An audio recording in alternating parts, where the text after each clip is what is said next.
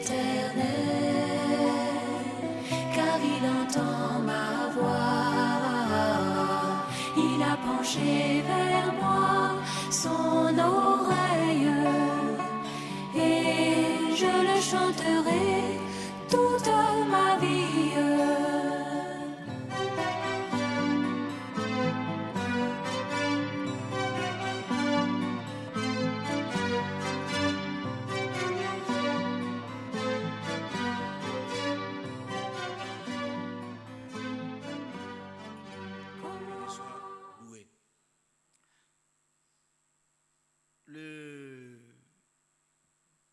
C'était le mercredi ou le jeudi ou avant ça, c'est le mercredi passé, j'ai lu un tout petit passage comme introduction et puis le frère Isaac est venu intervenir. Voilà. C'est ce que nous allons regarder ensemble. Mais là, ce que nous allons regarder, c'est d'appeler à la sincérité de chacun de nous. Amen. À la sincérité de chacun de nous. Par rapport à ce que nous allons lire, est-ce que si moi j'étais à cette place-là, ou ce qui se passe là, si ça me concernait, est-ce que véritablement j'allais accepter? Amen. Soyons sincères. Si je ne peux pas accepter, que je dise à moi-même, je ne peux pas accepter. Et celui qui est dans la Bible, s'il a accepté, comment ça se fait que moi je ne peux pas accepter? Et je demande à la grâce de Dieu de m'aider afin que je puisse l'accepter. Amen. Parce que pour nous, c'est important. Que Dieu soit loué. Prenons Jean, le verset 6, le chapitre 6 plutôt. Le chapitre 6, à partir du verset 48.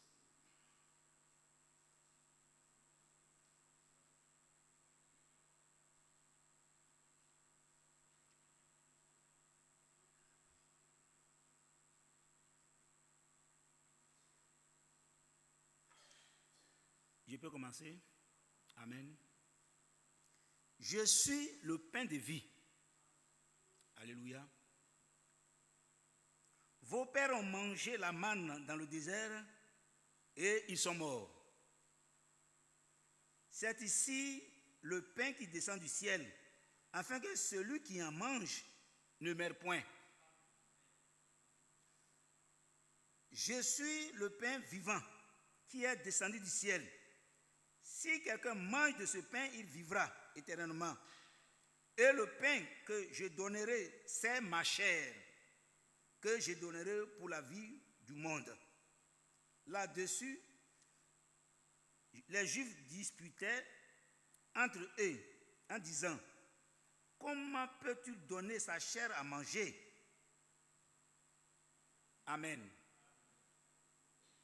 Donc on va faire une pause et puis regardons-nous ici.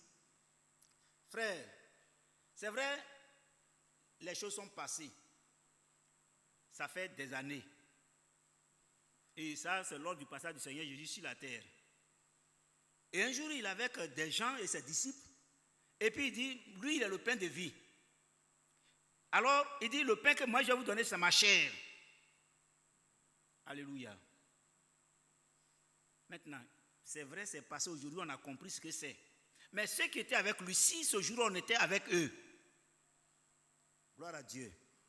Quelqu'un vient et puis il dit, lui, il est le pain. Alors il vous donne sa chair de manger. Est-ce que vous allez accepter ça? Soyons sincères. J'ai dit, peut-être les actions sont déjà passées il y a longtemps. Aujourd'hui, nous comprenons les Écritures. Mais en son temps, avec les disciples, avec tous ceux qui étaient là, les Juifs qui étaient là, et tous sont là. Et puis il dit, moi je suis le pain de vie, venez me manger. Qui parmi nous là, qui peut le faire? Amen. Il y en a? Je ne parle pas de maintenant. Je continue. Jésus l'a dit, en vérité, je vous le dis, si vous ne mangez la chair du Fils de l'homme et si vous ne buvez son sang, vous n'avez point la vie en vous-même. Chez nous ici, nous savons ceux qui mangent la chair. Avant, peut-être pas maintenant, parce que tout le monde est devenu moderne, on a tous progressé. Mais avant, quand on dit quelqu'un a mangé l'homme, on sait qui. Ne vous fâchez pas, frères et sœurs, vous êtes des chrétiens, vous n'êtes plus ces gens-là. Si vous êtes là, ne vous fâchez pas. Mais comprenez, frères, peut-être ce jour-là, si ils étaient là, ils allaient dire qu'ils sont contents. Ils ne vont pas faire d'efforts pour se cacher et puis manger. Il y a quelqu'un qui vient, puis leur donne sa chair, et puis il donne son sang, et puis il dit mangez, et puis buvez mon sang. Alléluia. Frère, c'est choquant. C'est choquant. Maintenant, lui dit, il continue pour dire, celui qui mange ma chair et qui boit mon sang a la vie, et je le ressusciterai au dernier jour. Il faut d'abord boire son sang et manger sa chair pour que toi tu ressuscites. Si c'est moi, il dit, mais si c'est ça, c'est pas la peine. Je suis sincère avec moi-même. Si ce jour-là j'étais présent, j'allais dire, mais c'est pas la peine. S'il ne veut pas me ressusciter, il n'a qu'à laisser. S'il ne veut pas me ressusciter là, il n'a qu'à laisser. J'ai qu'à d'abord manger sa chair puis boire son sang pour que moi je ressuscite, c'est pas la peine. Je prends un exemple. Moi, je cherche travail. Admettons que vous cherchez du travail. Ma soeur ou mon frère, tu cherches du travail. Et puis tu tombes, toi, mon jeune fils, joli garçon, tu tombes sur une femme. Elle dit, si tu ne couches pas avec moi, alors moi, je ne te donne pas de travail. Ça, c'était la terre, non? Et puis là, de l'autre côté, le monsieur, il est un joli garçon, il vient, il dit, toi là, moi, je vais te donner du travail. Si tu ne couches pas avec moi, je ne te donne pas de travail. Tu fais quoi? Tu fais quoi? Vous comprenez? C'est là le problème. Et ici, il dit, pour que moi je te ressuscite là, il faut d'abord manger ma chair et puis boire mon sang. Autrement dit, moi je ne vais pas te ressusciter. Alléluia. Car ma chair est vraiment une nourriture et mon sang vraiment un breuvage. Celui qui mange ma chair et qui boit mon sang demeure en moi et je demeure en lui. Comme le Père qui est vivant m'a envoyé et que je vis par le Père, ainsi celui qui mange vivra par moi. Naturellement, quand tu as faim, si tu ne manges pas, tu vas mourir. Si tu ne manges pas, tu vas mourir. Et puis voilà une occasion pour que tu manges. Mais lui, il dit, il faut manger pour que tu puisses vivre.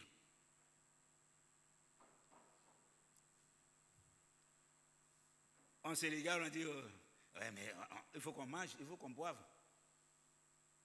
Et on continue. Jésus dit ces choses dans la synagogue, enseignant à Capernaum. Plusieurs de ses disciples, après avoir entendu dire cette parole est dure, qui peut l'accepter?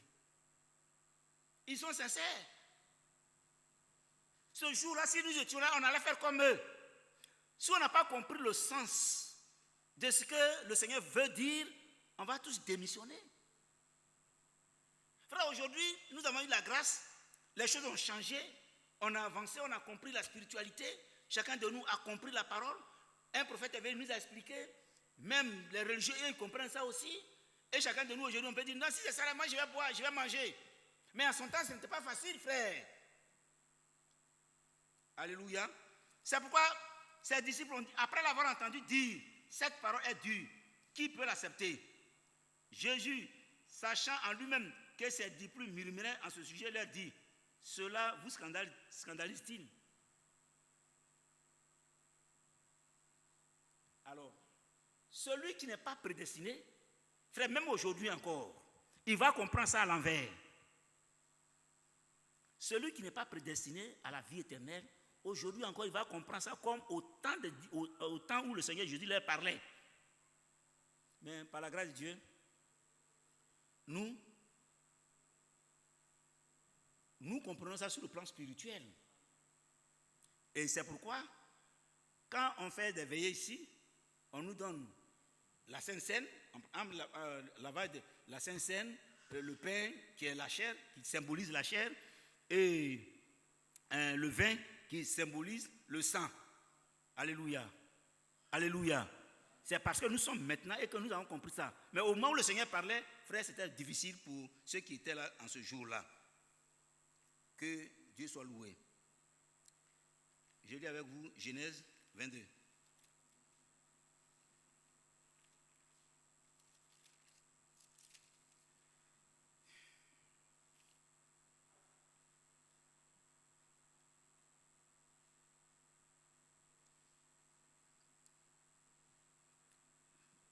Verset 1. Après ces choses, Dieu mit Abraham à l'épreuve et lui dit, Abraham. Et il répondit, me voici.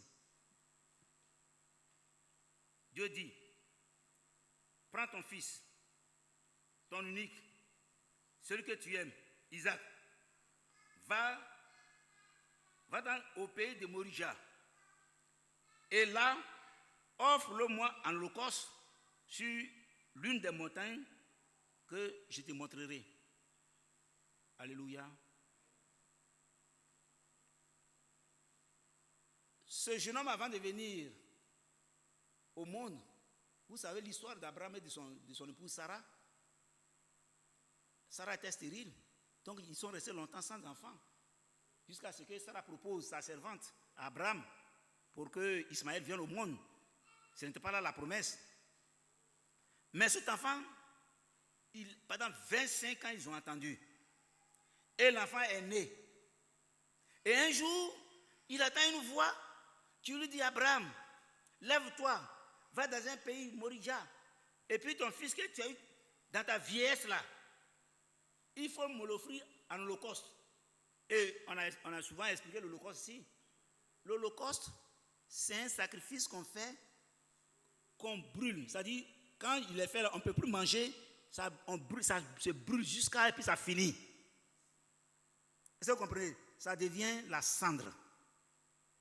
Et cet enfant, qu'il a entendu pendant 25 ans, on lui dit, lève-toi et puis va me l'offrir en sacrifice, en holocauste.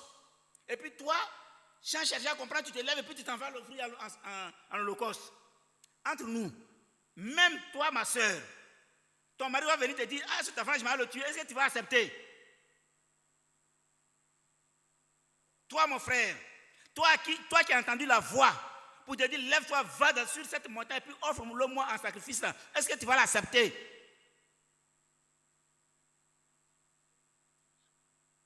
Moi, je suis sincère, j'ai dit, ça allait être difficile. J'allais poser trop de questions à Dieu.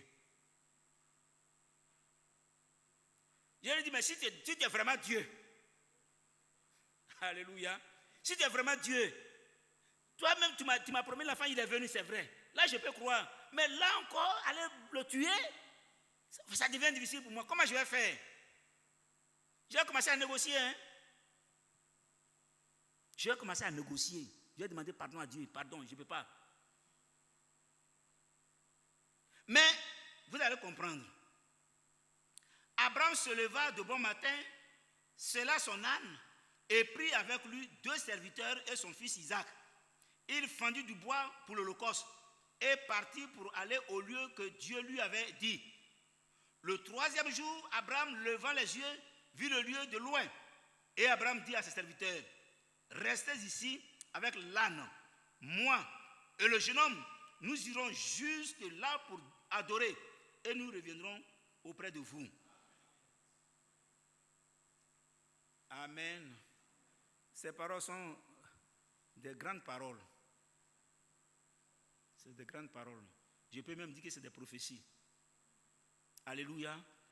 C'est des prophéties. Parce qu'Abraham, là, pour parler comme ça, il fallait que sa foi soit vraiment une grande foi, c'est-à-dire au-dessus de tout. Et alors, il dit, Abraham prit le bois pour l'holocauste, le chargea sur son fils Isaac et porta dans sa main le feu et le couteau. Et ils marchaient tous deux ensemble. Amen. Ils s'en vont. Mais lui-même, dans son cœur, il sait qu'il va accomplir un acte que Dieu lui a demandé. Allez tuer Isaac. Mais Isaac ne sait pas. Il est le pauvre, il est innocent.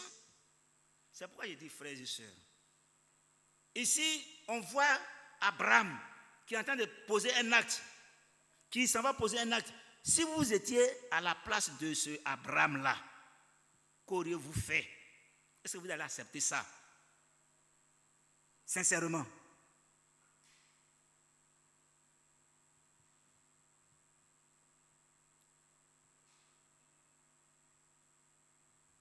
Voilà. Ma soeur Zadi, mon frère Diagoné. Voilà. Prends ce garçon-là. Le voici qui est assis là. Lève-toi.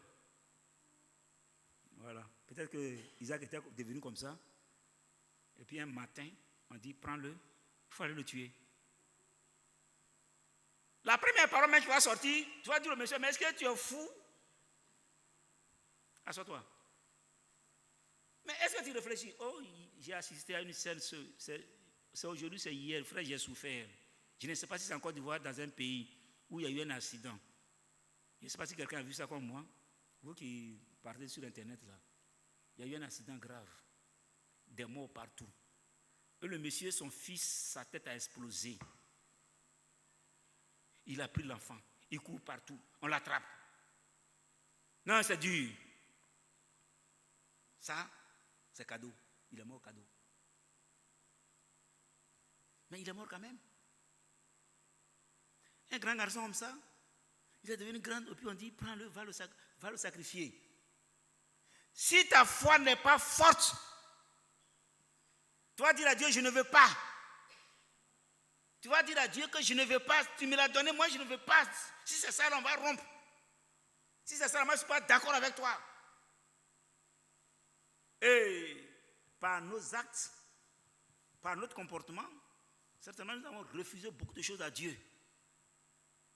Par nos actes, par nos comportements, certainement nous avons refusé beaucoup de choses à Dieu. Amen. Alors Isaac, parlant à Abraham, son père, dit, mon père. Et il lui répondit, me voici, mon fils. Isaac reprit, voici le feu et le bois. Mais où est l'agneau pour l'Holocauste? Il voit la chose venir, hein? Où est l'agneau? Parce qu'il sait qu'ils vont faire un sacrifice. Tout ça, ça est là. Gloire à Dieu. Alors, ils marchaient tous, c'est ça? Ils marchaient tous deux, non? Le verset 8. Abraham répondit, mon fils, Dieu se pourvoira lui-même de l'agneau pour l'Holocauste. Si c'est toi, je ne sais pas. Si c'est un agneau, je ne sais pas. À ce qu'il sache, c'est que Dieu m'a parlé. Et quand Dieu m'a parlé, je veux obéir à la voix de celui qui m'a parlé. Amen. Il faut obéir à la voix de celui qui te parle, que tu sais qu'il est Dieu. Aujourd'hui, on nous dit beaucoup de choses. Dieu m'a dit, il y a trop de Dieu m'a dit, surtout dans les mariages. Aujourd'hui, dans nos mariages, il y a trop de Dieu m'a dit. Mais la suite démontre que Dieu n'a rien dit. Je vous disais ce jour-là, frères et sœurs, qu'il y a des frères à leur âge là encore, maintenant, la main qui frappe leurs épouses. Combien de fois le frère Isaac ne nous a pas exhorté dessus? Mais qui continue de frapper lui-même. C'était le jeudi, il y a eu un mariage ici. Quand il a fini de prêcher, il s'est levé, il a rendu le témoignage encore. Il y a un frère, il a non seulement frappé, il a mordu sa femme. Dans ce message. Pourtant, tu as dit, Dieu m'a dit de l'épouser. Dieu m'a dit. Dieu ne t'a rien dit. Dieu ne peut pas te dire, et puis tu ne peux pas aimer cette femme-là au point où tu vas jusqu'à la mordre. Dieu t'a dit quoi? C'est mon épouse. Elle aussi, Dieu m'a dit aussi que c'est mon époux. Aujourd'hui, il y a des divorces partout. Parce qu'on ment, on n'a pas entendu la voix de Dieu. Parce qu'on a envie de se marier, on dit Dieu a dit. Frère, ici, si Dieu n'a pas parlé à Abraham, Abraham ne peut pas faire ce qu'il est en train de faire. C'est parce que Dieu lui a parlé, frère. Et qu'il a reconnu que c'est la voix de Dieu. Amen. C'est son ami. Il reconnaît sa voix. C'est parce qu'il reconnaît sa voix qu'il peut le faire. Amen. Lorsqu'il fut arrivé au lieu que Dieu lui avait dit, Abraham y éleva un autel et rangea le bois. Il lia son fils Isaac. Ça pourrait même étonner l'enfant. Alléluia. Mais moi je ne comprends rien, papa, il y a quoi? Amen. Papa, il y a quoi? Il ne lui a pas posé de questions. Il n'a pas dit, papa, il y a quoi? Il a attrapé. C'est que Abraham devait être très vigoureux, il devait être très fort. Mais naturellement avec l'aide de Dieu. Amen. Il a attrapé l'enfant, il a lié, il a fait un hôtel, puis il prend l'enfant, il le lie. Il ne s'amusait pas, hein. Il ne s'amusait pas. Abraham ne s'amusait pas. Ce qu'il a fait est réel. Gloire à Dieu.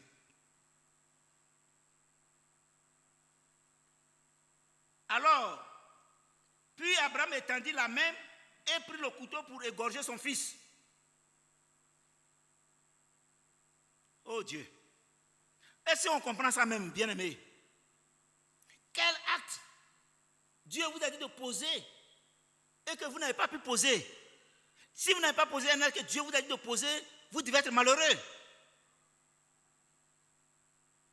Mais ici, frère, ce n'est pas ça que je regarde, mais c'est le comportement d'Abraham que je regarde. Mais pourquoi Abraham peut accepter pareille chose? Amen. Parce que Dieu l'a convaincu. Et l'Esprit de Dieu était sur lui. Donc Dieu lui a donné un comportement pour qu'il aille jusqu'au bout. On verra où Abraham va arriver. Amen. Il y a son fils Isaac et le mit sur l'autel par-dessus le bois.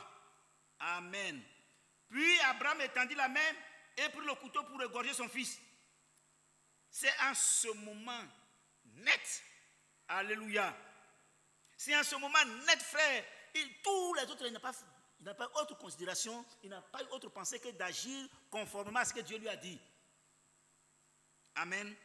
Alors, l'ange de l'Éternel l'appela des cieux et dit, Abraham, Abraham, il répondit, me voici. L'ange dit, gloire à Dieu, n'avance pas ta main sur l'enfant et ne lui fais rien. Alléluia. Ne lui fais rien. Lui-même devait être surpris maintenant. Il regarde, mais il regarde à gauche, il regarde à droite. Ne lui fais rien. C'est à ce moment, frère, qu'il va comprendre qu'il ne devait plus rien faire. Et comme il est respectueux et obéissant à la parole de Dieu, il va aussi arrêter. Amen. Et alors, il dit,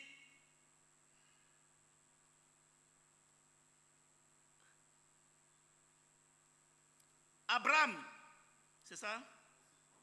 Le verset 12. L'ange dit, n'avance pas ta main sur l'enfant et ne lui fais rien. Car je sais maintenant que tu crains Dieu et que tu ne m'as pas refusé ton fils, ton unique. C'est à ce moment-là précis, frère. Maintenant, ils vont sceller davantage, c'est-à-dire ils vont consolider leur amitié. L'amitié va devenir très forte. Personne ne peut plus rentrer entre eux. Alléluia. C'est très important. Ça étonne, mais il a agi. Abraham leva les yeux et vit derrière lui un bélier retenu dans un buisson par les cornes. Oh là là. Vous voyez? La phrase qu'Abraham a prononcée va s'accomplir. Dieu se pourvoira lui-même. Amen. Dieu se pourvoira lui-même. Donc Abraham a prophétisé en disant que Dieu va se pourvoir. Lui, il a fait tout ce qu'il a à faire selon les Écritures, ce qu'on lui a demandé de faire. Mais comme il a prophétisé pour que Dieu va se pourvoir, alors il regarde derrière lui, c'est en ce moment maintenant il va regarder derrière lui, et voilà un bélier qui est attaché par les cornes qu'on lui offre. Alléluia. Et en lieu et place de l'enfant, alors le bélier va prendre la place. Mais n'oublions pas que le plus beau bélier, c'est Jésus-Christ. Alléluia. Le bélier qui nous a été offert pour le sacrifice expiatoire de nos péchés, c'est qui? Jésus. C'est pourquoi je voulais, frère, si tel n'était pas le cas, si le Seigneur Jésus n'était pas venu pour accomplir ce sacrifice afin que nous autres, nous soyons sauvés et que le sacrifice des cabris, des moutons, ça continuait. Aujourd'hui, comment on allait faire? Et là, même les gars, quand la période arrive, les petits moutons là, on peut les vendre ça à 200 000, 100 000, 150 000. Et que tout le monde entier agissait dans ce même sens. Je crois qu'on allait acheter même un mouton ou un bœuf à 500, 600 000. C'est devenu un moyen de commerce. Alléluia. Mais l'obéissance à la parole de Dieu vaut mieux que tous les sacrifices. Alors, Abraham alla prendre le bélier et l'offrit en holocauste à la place de son fils. Amen. Gloire à Dieu. Vous comprenez? Est-ce qu'on a compris? Mais moi maintenant, tout à l'heure, pendant il dit, ce n'est pas de regarder Abraham. Ce n'est pas de voir ce qu'Abraham a fait. Mais moi, si j'étais à la place d'Abraham, est-ce que j'allais faire la même chose? Mon frère, est-ce que j'allais faire la même chose? Est-ce que j'allais accepter d'aller à ce sacrifice? Ma soeur, mets-toi à la place d'Abraham. Tu peux faire ça? Sincèrement, chacun répond dans son cœur. Est-ce que tu peux faire ça? Tu peux? C'est dur. Alléluia. Prenons Luc et Marc 12, s'il vous plaît. Prenez Marc 12.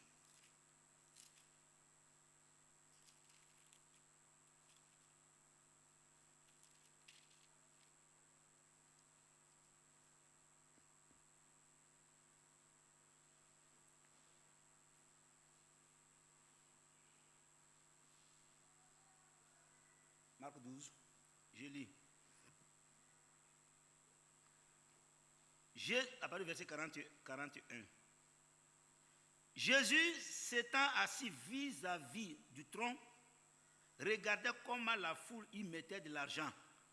Plusieurs riches mettaient beaucoup. Alléluia. Il vint aussi une pauvre veuve. Elle y mit 2 petites pièces, faisant 1/4 de sou. Alors Jésus, ayant appelé ses disciples, leur dit: je vous le dis en vérité, cette pauvre veuve a donné plus qu'aucun de ceux qui ont mis dans le tronc. Maintenant, regardez, car tous ont mis de leur superflu, mais elle a mis de son nécessaire, tout ce qu'elle possédait, tout ce qu'elle avait pour vivre. Alléluia. Maintenant, regardons-nous encore.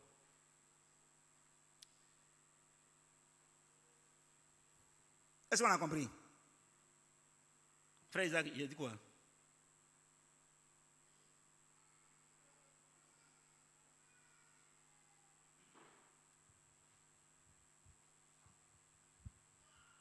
Tu as dit que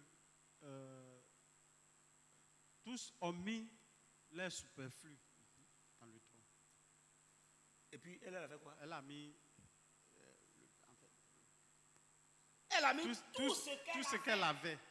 Mes amis, ici, ce n'est pas tellement ce que les autres ont mis qui m'intéresse, mais c'est que cette vieille femme-là, cette pauvre veuve-là, la Bible dit qu'elle est pauvre.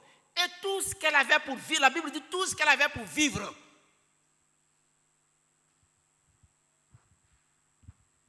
Est-ce qu'on a compris même? Vous avez saisi? Tout ce qu'elle avait pour vivre. Mais mon ami, est-ce que toi tu peux faire ça? Voilà la question. Nous sommes devant la pratique. Frère, j'ai cru, je suis chrétien. Je suis confirmé, baptisé. Ici, j'ai pris mon engagement, j'ai même reçu le Saint-Esprit. Je suis né de nouveau, c'est très bien. Mais voilà, frère, quand tu es devant une situation telle, tu fais quoi? La Bible n'a pas dit qu'elle a coupé un peu, et puis demain, elle va prendre l'autre partie pour vivre. La Bible dit tout ce qu'elle a, tout ce qu'elle a, c'est tout ce qu'elle avait. Et quand elle va repartir à la maison, elle n'a plus rien à manger. Elle a déposé dans le tronc. Et vous? Les riches ont déposé de leur superficie. Un riche qui vient, il a 5 millions, il a 10 millions, il a 15 millions. S'il a déposé 100 000, s'il a même déposé 200 000, c'est rien. La Bible dit tout ce qu'elle avait.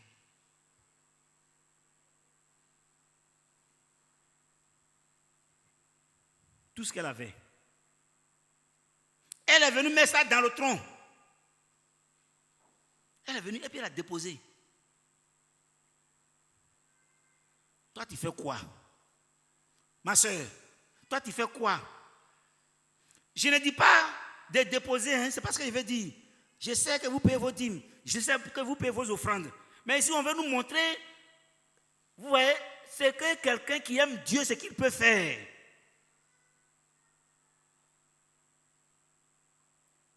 Vous savez, nous, dans l'ensemble, nous calculons trop. On calcule beaucoup. On calcule peut-être comme Ananias et Saphira. On ne calcule pas comme la veuve. Toi, ma soeur, voilà une situation dans laquelle tu es. Voilà une situation. Tu prends de tout ce que tu as, et puis tu dis, bon, ça ne fait rien. Dans tous les cas, c'est Dieu qui donne. Tout ce que tu as, tu vides ta poche, et puis tu déposes. Alléluia. Est-ce que je peux le faire? Est-ce que moi je peux le faire?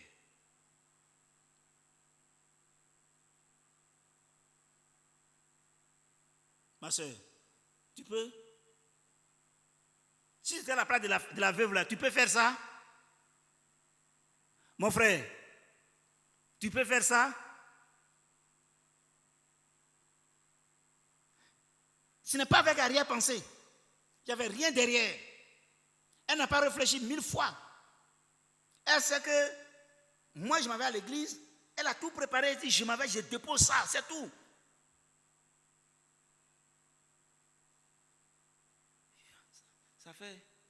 Ça fait trembler. Et ça fait peur. Seigneur, est-ce que je peux? Ça c'est pour nous. Ça c'est pour nous. Ça c'est pour nous. Ça c'est pour ici. Ça c'est pour ça. Tous les calculs sont faits minutieusement. Et ne demandez pas. Moi, je vais vous dire tout net que je ne peux pas. S'il était ici, là, je ne peux pas. Je dis la vérité. Frère, si ce jour-là, j'étais là. Je sais qu'en partant, et mon beau photo. Comment je vais faire? Mon morceau de pain. Je vais faire comment? Voilà ce qu'elle dit. Dieu même connaît mon cœur. Dieu même connaît mon cœur. Voilà ce que je vais dire. Lui-même sait que je n'ai rien. Voilà. Mais elle n'a pas réfléchi, elle n'a pas dit, lui-même sait que je n'ai rien, ou j'ai ceci là. Il est venu, elle est venue et puis elle a déposé. Bah, elle est partie. La suite, je ne sais pas. Gloire à Dieu. Que ferez-vous à la place de cette veuve? Que ferez-vous?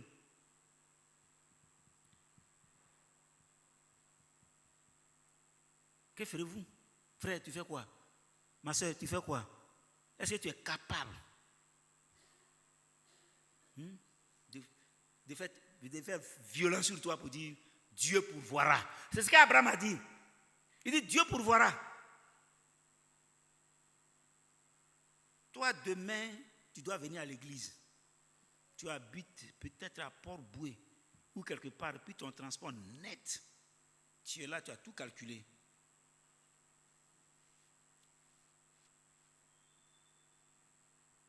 Je ne sais pas comment elle est venue.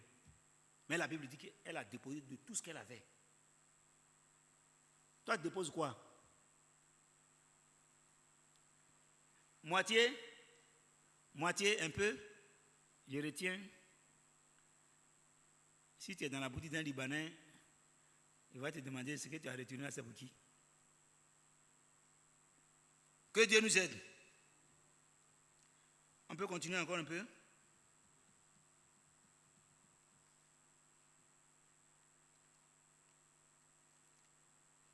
Luc. À 30, j'ai arrêté. À 30, je vais arrêter. Luc, prenons Luc 19.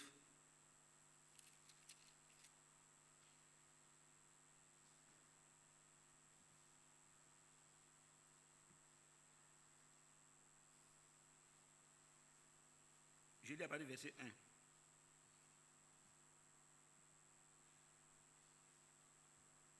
Jésus étant entré dans Jéricho, traversait la ville. Et voici un homme riche appelé Zachée, chef des publicains, cherchait à voir qui était Jésus. Mais il ne pouvait y parvenir à cause de la foule, car il était de taille petite. Il courut en avant et monta sur un sycomore pour le voir, parce qu'il devait y passer par là. Amen.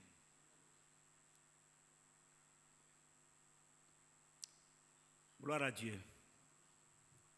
Frère, il s'agit de qui? Et il était comment? Non, quelle était sa capacité? Un homme riche. C'est-à-dire que ce n'était pas n'importe qui. Est-ce qu'on a compris? Et il y avait, Jésus passait par là. Et lui, l'homme riche, qui avait tous les moyens, il court comme un bébé et puis il monte dans un arbre. Frère, est-ce qu'on comprend ça même? Si c'est vous, là, vous avez dit, ça, il n'a qu'à partir, il n'a qu'à passer, ça ne fait rien. Mais il a couru et il allait grimper dans un arbre, avec tous les risques que cela comporte. La branche pouvait se casser, il pouvait lui-même tomber en grimpant, mais il a fait fi de tout ça, puis il est monté dans un arbre. Pour faire quoi? Pour voir Jésus. Amen. S'il n'y a pas de prédisposition, ce ne serait pas possible. Si Dieu ne t'a pas prédisposé, cela n'est pas possible. Tu es tellement, ça dit ta richesse te rend fier, même orgueilleux. Au point où tout ça c'est rien pour toi. Mais il a couru comme un bébé et puis il a grimpé dans l'arbre dans le seul but de voir Jésus. Amen. Amen. Vous faites quoi? Gloire à Dieu. Il a vu Jésus, non? Quand il a grimpé, il a vu. Il pouvait même rester là. Mais quelque chose, frère, c'est ça le plus important. Et regardez à la croix, chaque fois je vous répète la même chose. Et regardez à la croix, ce deuxième brigand qui était là, l'autre l'insultait, mais qui a eu à dialoguer avec son ami. Nous méritons ce qui se passe. Mais lui, qu'est-ce qu'il a fait? Frère, si vous êtes prédestiné à la vie éternelle, vous poserez les actes net, pour que vous puissiez parvenir à l'éternité dans l'enlèvement. Ça va arriver qu'on le veuille ou pas. Il y a des choses qui vont se passer que vous ne pouvez pas faire de compromis. Pourquoi? Parce que quelque chose de Dieu se passe dans votre cœur. C'est ce qui fait que vous refusez tous les compromis. Amen. Il y a des chrétiens et des chrétiennes qui ont refusé les avances des hommes ou des femmes pour glorifier le nom de leur Dieu. Pour glorifier le nom de leur Dieu, on te donne du travail, puis on vient coucher avec toi. Et ça, c'est légion. Dans le monde, ça, c'est facile à faire. Mais une chrétienne ne peut pas s'avancer sur ce terrain-là. Ce n'est même pas possible. Que ton travail reste. Et ça c'est monnaie courante. Pas toujours. Les hommes ne peuvent pas te donner travail à une femme et puis il va laisser un cadeau. Il va chercher à faire de mauvaises choses avec toi. Mais si tu n'es pas fort, si tu n'es pas converti, tu vas accepter ces choses-là. Mais si tu es converti, alors tu vas lui donner des paroles de conversion. Amen. Et ce Zachée, il a couru Allez, quand il est monté sur l'arbre, et puis il est assis là, je vais voir Jésus. Amen. Et Jésus vient à passer. C'est là juste, il lève maintenant le regard, il voit quelqu'un qui est perché dans l'arbre. Il dit, Zachée, hâte-toi de descendre. Amen. Car aujourd'hui, le salut est entré dans ta maison. Amen. Zachée veut se justifier. J'ai fait ça.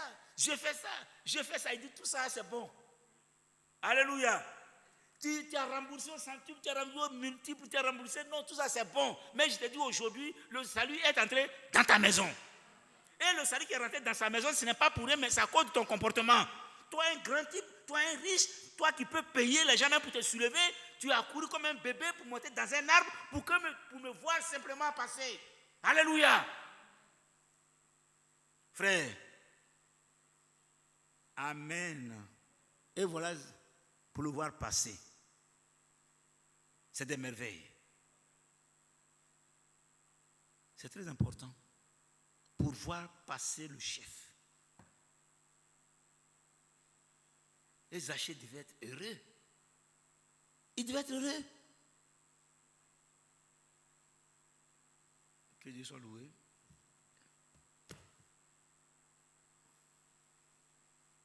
Frère David.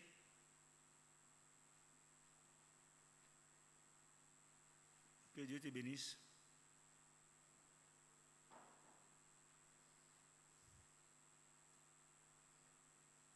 Que nos cœurs soient attachés à Dieu. Pardon, ce n'est pas ce qui peut advenir un jour ou l'autre. Mais si nos cœurs sont attachés à Dieu, il y aura de très grands résultats. Que Dieu soit loué.